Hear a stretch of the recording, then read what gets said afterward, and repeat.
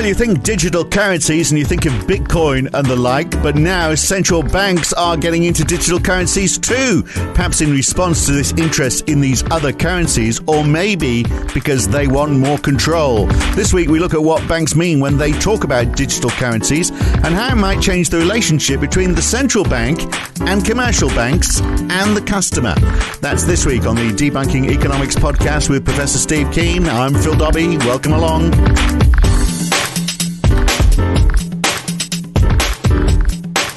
Well, there has been quite a lot of talk about central bank digital currencies lately. Bankers are still discussing what it is and what it looks like, and very often trying to delay it doing anything at all. But of course, almost all the money we get from a central bank is digital anyway. I mean, it's money that only exists on spreadsheets or in banking systems. Probably not on spreadsheets. I think they've got more detailed and comprehensive systems than just using Excel. No, just a little factoid for the sheer fun of it. A colleague of mine tried to get the Reserve Bank of Australia to put its system together using a relational database, and he got gazumped by them, and they instead did it internally using linked Excel spreadsheets. Oh, really? Okay. Yeah, well, so it's not I hope they've got complicated. Maybe they've got their act together in the meantime, but that was true about 5 years ago. RBA. Well, maybe they've upgraded the version of Excel at the very least. But there's obviously, so most money is digital, isn't it? I mean, there's very little in the way of coins and notes. But it's clear that they are worried, Steve, about cryptocurrencies like Bitcoin and the impact that might have. I mean, imagine if everyone did start buying stuff with Bitcoin or something similar, another cryptocurrency, and central banks would, they can control their sovereign currencies, but if no one's using it, what would that mean for monetary policy if that was to happen? Well, I mean, if that ever happened, then of course they'd be disembodied, and that's disemboweled, and that's a large part of what the cryptocurrency community wants. And their belief is that the higher the price of the cryptocurrencies get, particularly Bitcoin, of course, which is they're now talking in terms of hitting $100,000 per Bitcoin sometime this year, which it may do. It may crash again like it did in 2017 as well.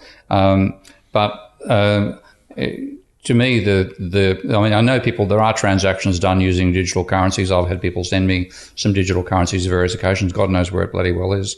And Elon Musk is saying you can buy his cars now using Bitcoin. Buy them with Bitcoin. Yeah. But in terms of transactions, the number of transactions that are being done through things like Bitcoin is still trivial. And that's the part that, my takedown of this whole thing is that it's not money unless you use it for transactions. And the HODL is almost by definition saying don't use it to transact. Well, I don't want this all to be about Bitcoin, but there is it does seem almost like a tribe of people who've all are chanting the same mantra, which is that fiat money is going to lose value because there's just so much of it, whereas Bitcoin is now the only store of wealth. And so they don't see any problem, many of them, with it not being a currency that's actually used to trade. They're just seeing it as just that, a store of wealth. But I mean, why Bitcoin? Why not something else? Why it's, I mean, gold used to do that, Joe. It's just doing the same job as gold, isn't it? Well, I mean, that's where the gold is actually money is another story again. But let's get back out to the central banks.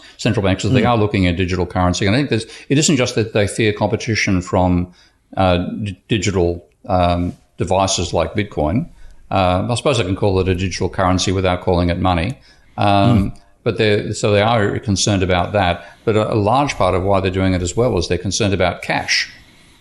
Because and partly this comes out of the fact that central banks are governed by neoclassical economists, and therefore you can expect to stuff up. And the stuff up they have is that they actually are hoping they can bring in negative interest rates to encourage spending, because and you can't do that if people can take all their money out and in cash. Cash. Yeah. So what part of the do you think that's it? It's part of it. It's not the entire thing, but it's certainly part of why they're talking about it. Because as soon as they sit down, over their cup of coffee in Carolyn's cookie shop, whatever. It was Conrad's coffee shop. Pardon me, last week. Last week, yeah. Yeah. Okay. Conrad's coffee shop. They sit down there and have their cup of coffee in their marginally diminishing marginal productivity coffee shop, and And they are saying, well, let's actually bring in negative rates to stimulate consumption.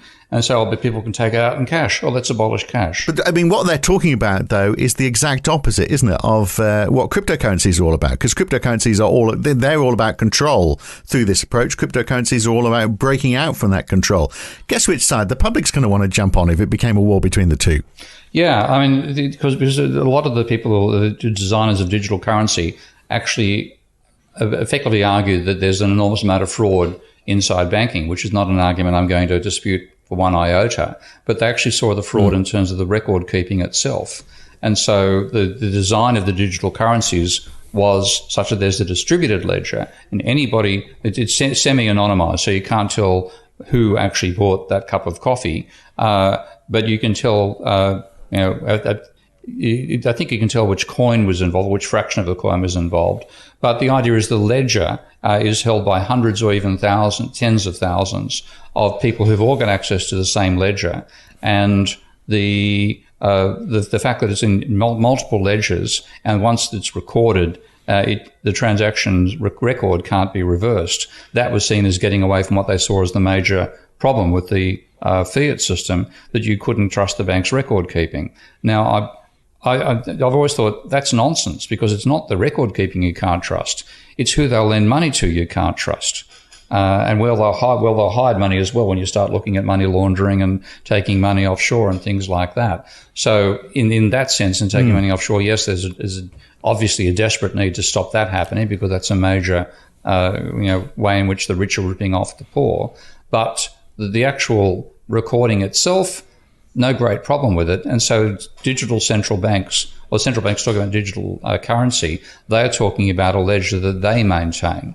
And I think that, again, they would be talking about... Is that a good thing or a bad thing? I mean, because it means that they are having more control, because it's changing. It's sort of disintermediating the banks to a great extent, isn't it? Because the relationship used to be central banks would store and lend money for commercial banks. Commercial banks had the relationship with the customer. But what they're talking about here is that the central banks, even though they might involve banks in the process in some way, I mean, it is central banks having a direct relationship in some way with the end user as well. I mean, if you had a central bank digital currency, then one of the concepts, it isn't the only one that can be tried, but the standard concept is that every citizen, every resident of that country would have an account at the central bank.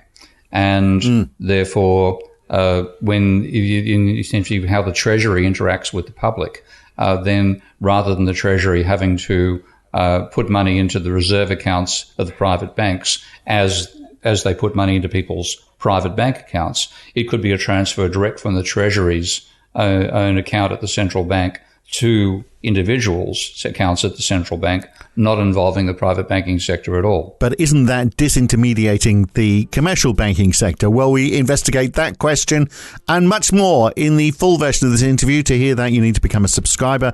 And to do that, you need to go to debunkingeconomics.com and choose one of the subscription options on the right-hand side of that front page, or become a supporter of Steve Keen on Patreon. Go to patreon.com/Prof Steve Keen. And if you support him, you get access to not only this podcast, but almost 250 other podcasts that we've done over the years. That's it for this week, though. I'm Phil Dobbier, back again with another one with Steve next week. Thanks for listening.